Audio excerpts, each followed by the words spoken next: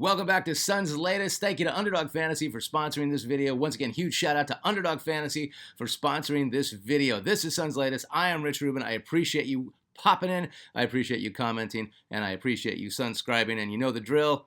You sign up for Suns Latest on fan art. You are no longer a sub. You are a sunscriber. You are starting. You're part of the starting five. And I appreciate that from you. All right, so here's the quote, and we'll get to it. Sports is the only profession I know that when you retire, you have to go back to work. That is from the great Earl Monroe. Do you remember the movie, the Spike Lee movie, He Got Game? And Jesus Shuttleworth was named after a playground player. His father, Denzel Washington character's father, named him Jesus after Earl Monroe. And the whole thing about the movie is Earl Monroe's nickname on the playgrounds in New York back in the day, also depicted in Heaven is a Playground, the book that I just read by Rick Tellender, his name was Jesus. But the white media made him Black Jesus. And they talked about that in the movie where it had to be, they had to put an asterisk next to it. It couldn't just be Jesus. Anyway, that is the name that Jesus Shuttleworth, that is who he was named after. He's named after Earl Monroe. And if you don't know anything about Earl Monroe, it's very strange. The guy's legendary. He played for the Knicks and the Bullets. He teamed with Walt Frazier and he won titles. He was an all-star. He was as good as anybody. His body, he was one of the few guys ever that could go in two different directions at the same time. Gale Sayers, the Bears running back, could do that, and I saw Allen Iverson do that once in a live game when he was still on the Sixers. But Earl Monroe is still very underrated to this day. If you get a minute, hit YouTube and watch some Earl Monroe highlights. I'm trying. There's nobody, you can't compare him to anybody. He was his own original player. He was absolutely incredible. All right, let's get to it. So we got the Knicks in town tonight. Our house, 6 p.m., our first game against the 24-13 New York Knicks, who are actually a game or two better than they were last year. And last year, they almost made it to the finals. This year is arguably the most important year for them. They got rid of Tibbs, and they brought in Mike Brown, who is probably the right choice for the team that Tibbs built, but he won't run him into the ground, and that was the issue with the Knicks last year. A lot of the guys were injured and not 100% by the time the playoffs rolled around, and it showed. Right now, Josh Hart is out for the Knicks with an ankle issue, and former son Landry Shamet has been on the Knicks, but he's not much of an issue with them, even though he is out. We play them again, Madison Square Garden, on the 17th of this month, so we get the Knicks twice this month. That day is significant. That is the day Jalen Green is projected to be back. Projected, not 100% back. New York is 4-1 in their last 5 with a home win against the Clippers on Wednesday. We are 3-2 in our last 5 with a road win against Memphis on Wednesday. Our injuries are, Bouye is still out in concussion protocol, so somewhere in I guess it was the Rockets game, or was it the Thunder game? He got rocked, and he is still out, and it says concussion. So I'm going to find out more about that. It's not good that he's been out this long with a concussion. At the same time, I have no problem with the Suns being really careful because Bouye has been an amazing plus for us so far this year.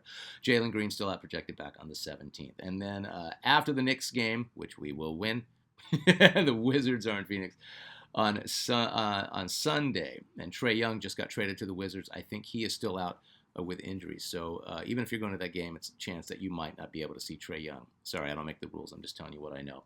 All right, let's get to your comments.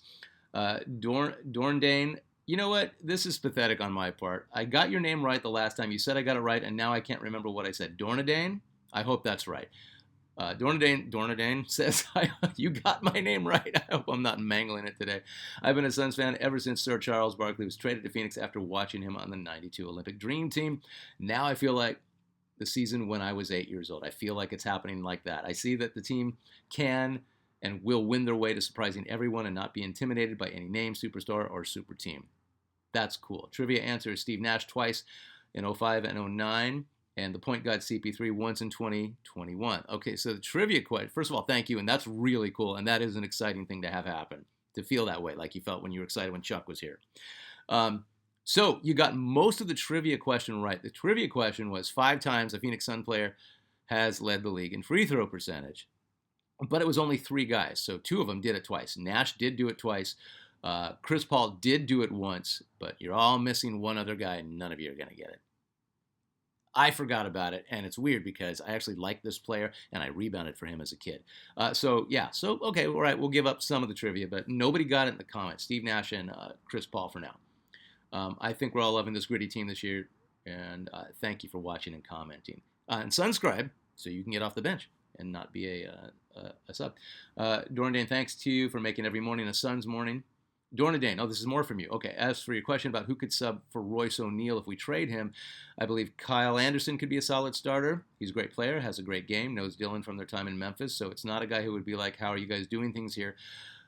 I think Utah is just not taking advantage of the player they have with him, but that would create some kind of puzzle to coach Jordan Ott once Jalen is 100% healthy and available, I think.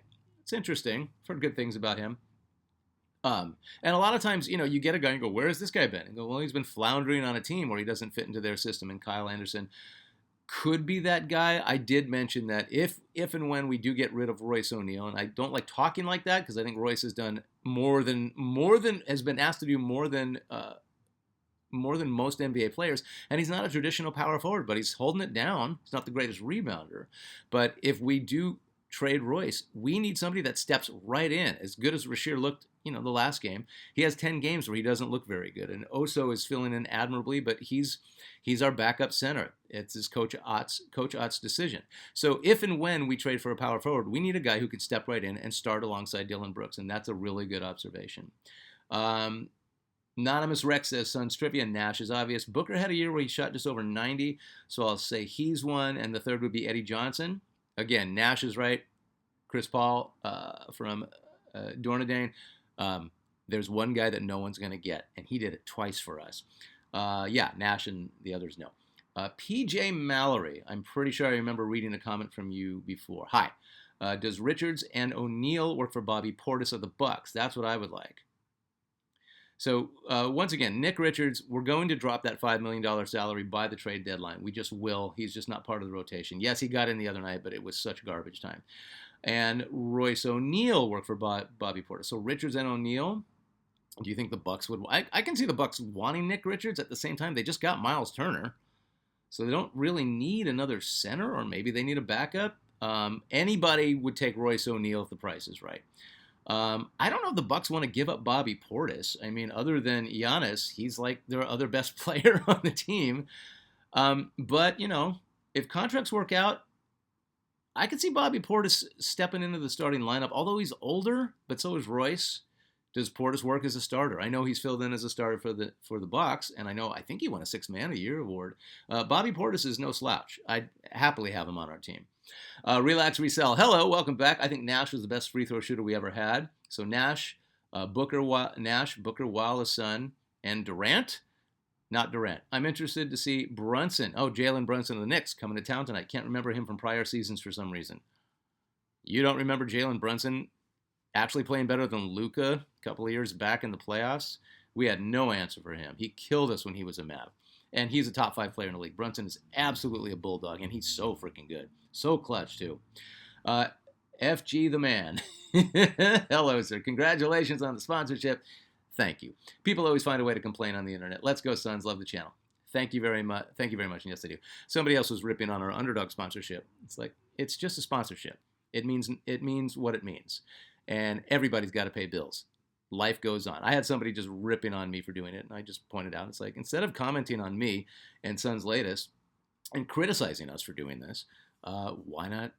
And, because he didn't like gambling. It's like, that's fair. It's totally fine. Gambling is not the best thing in the world for certain people, but people ruin their lives, okay? There's all these things out there.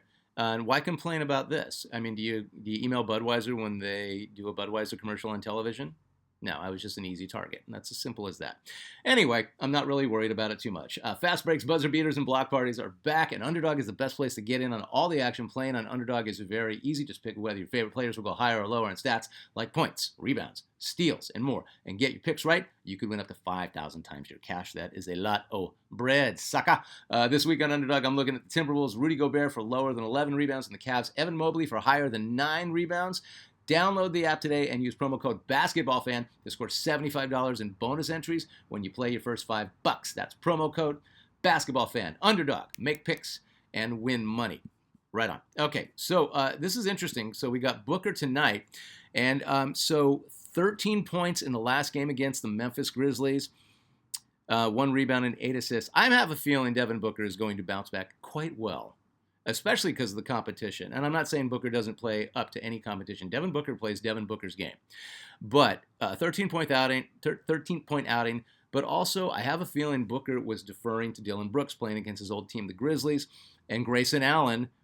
And Devin Booker's such an incredible team player. As much as people like to label him a ball hog and a shoot-first mentality, Devin Booker's an incredible team player and made sure that Grayson Allen, in his second game back from like almost 2 weeks of really not participating in anything, got his stroke back, and Grayson Allen goes 5 for 10 from 3. And Booker was looking for him, and Booker was passing to him and making sure that he comes back strong and finds his stroke again. That is what makes Devin Booker a freaking all-star, an all-NBA all-star, and the best player on the Suns, and one of the best players in the league. He did have 27 and 3 assists a Monday against the Rockets. Did everything he could, got his average. KD got lucky, and a lot of fouls went the Rockets' way. I'm not going to get into it.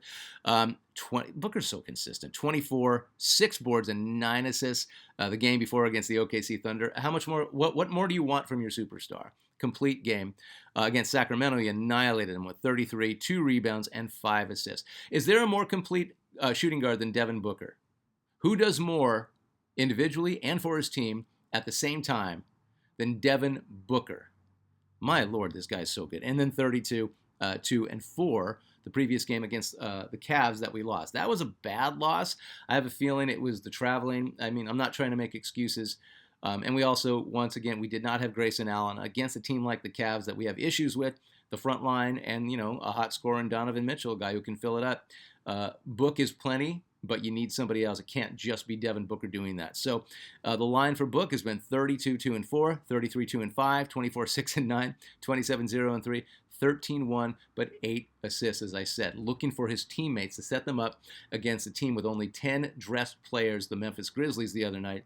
And it's like, you know what? Book is going, I'm going to put the brakes on myself and get my team involved. And that is fascinating. That is the coolest thing how do you not love a guy who does like that, who plays for his team like that? Remember, use promo code BASKETBALLFAN, score $75 in bonus entries when you play your first $5 on Underdog Fantasy, and I appreciate you paying attention to all this stuff, because it's really fun. It's really fun to make sure and see where the player that you love the most, Devin Booker, is heading. And it's kind of cool to see the progression and then the fall off, and then see what he does to compensate for it. So look for Booker to have a really good game against the New York Knicks tonight in our house in Phoenix. All right, so let's get to some funny NBA news. This one cracked me up. Even though he said, I'd like to play for the Knicks last summer, he's like, yeah, I'd like to play for the Knicks. Bucks All-Star Giannis Antetokounmpo is now saying, quote, there will never be a chance and there will never be a moment that I will come out and say I want a trade. That's not my nature. My plan is to be here for the rest of my career, even if they don't want me. I'm not the one in charge. I am an employee, end quote. Make no mistake, this is a smart guy. I'd like to play for the Knicks. I'm not asking for a trade. 2 very different sentences. Not my nature. If they don't want me, I'm not the one in charge. I mean, he is just setting himself up for, you can't blame him. He didn't say this, he didn't say that, but he's saying everything. The Bucks and Knicks discussed a potential trade over the summer, and the Greek Freak said he'd prefer to go to the Knicks if he were to be traded. And then he acknowledged this. He said, if traded, I would like to go to the Knicks. There's some gray area, but, I mean, we get the idea, don't we? Then he said he was committed to the Bucks, and then he said it would be human to change his mind. He's got some people spoon-feeding him exactly what to say when it comes to that. But once again, the Bucks are struggling, and they're having a tough time doing all this stuff. I'd like to talk about load management and injuries. So, y'all know who John Ireland is?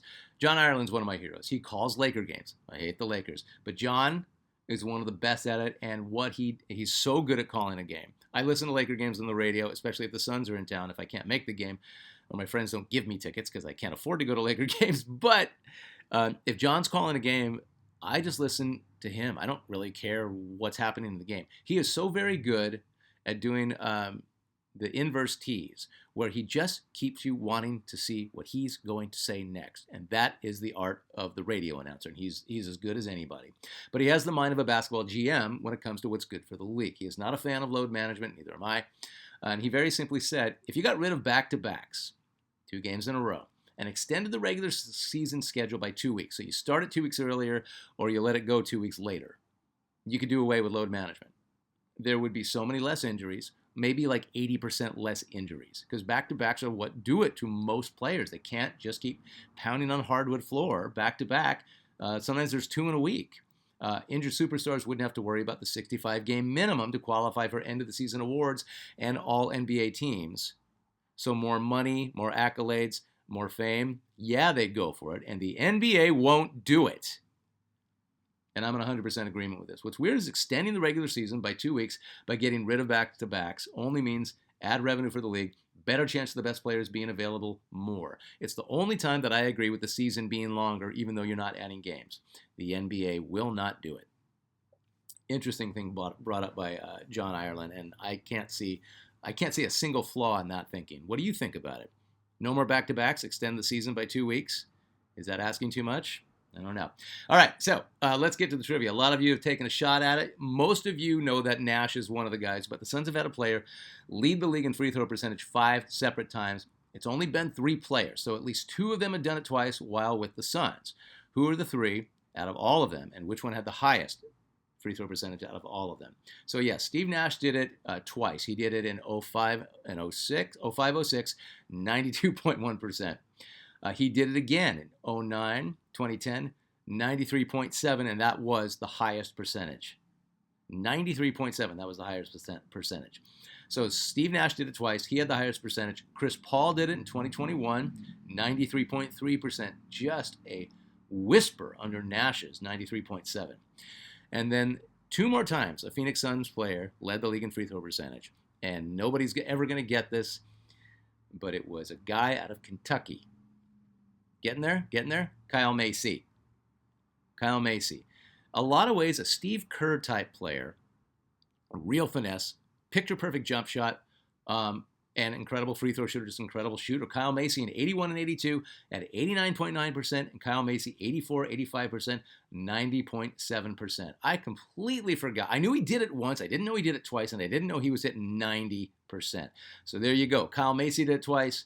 Chris Paul did it once, Steve Nash did it twice, and 93.7 in 09-2010 was the highest percentage of all of them. That's one of the highest percentages ever. I know Nash is second all-time behind Steph Curry, highest free throw percentage in NBA history. So there you go. There's your trivia answer. Okay, here's your Friday trivia question. Which Suns player holds the franchise record for most three-pointers made in a single game?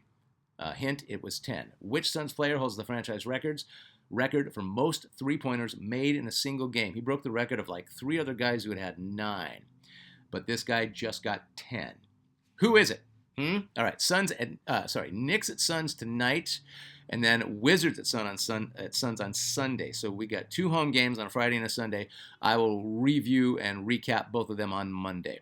And remember the trivia question, who holds the franchise record for the Suns for most three-pointers made in a single game? This has been Suns Latest. I am Rich Rubin. I appreciate you watching. Go Suns!